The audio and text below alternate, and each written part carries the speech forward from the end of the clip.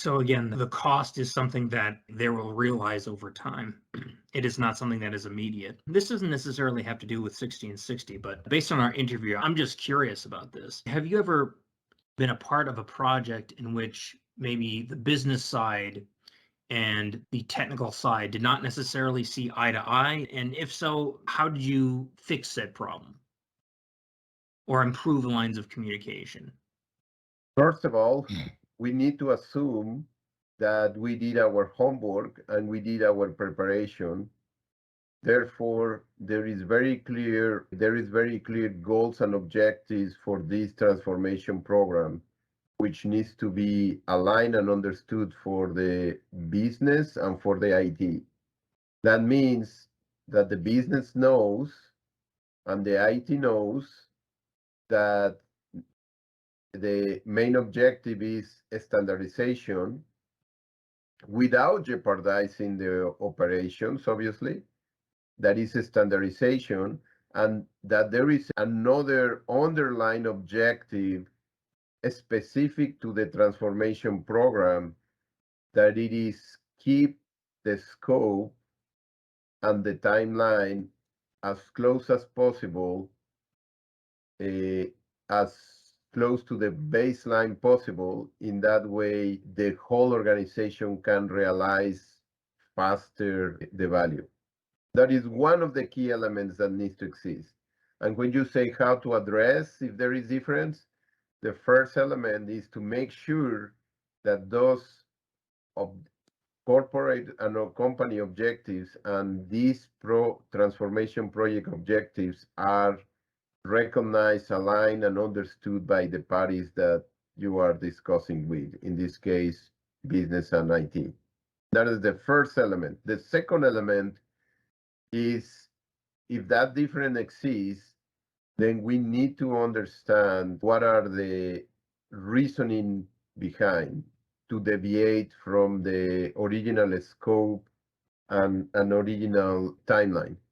And that deviation of difference that those individuals could have needs to be triggered by a legal requirement or by end customer requirement that cannot be adjusted to the template or the standard process. Then needs to be for sure, if there is a difference between business and IT, needs to be for sure because doesn't exist in the template and because it's mandatory because of legal or end customer requirements that cannot be modified. And as an example, I can give you that sometimes say the customer says, General Motors says that the label and the shipping process needs to be in X way.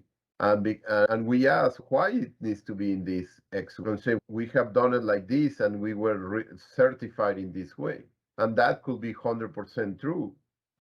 But we have realized that as our customers are under an evolution of their business, General Motors has been also under evolution of their business. Then we go to the core and we realize that the General Motors new business process requirements and for shipping and also for labels, etc., has been changed, and that could be totally aligned to the standardization of our solution.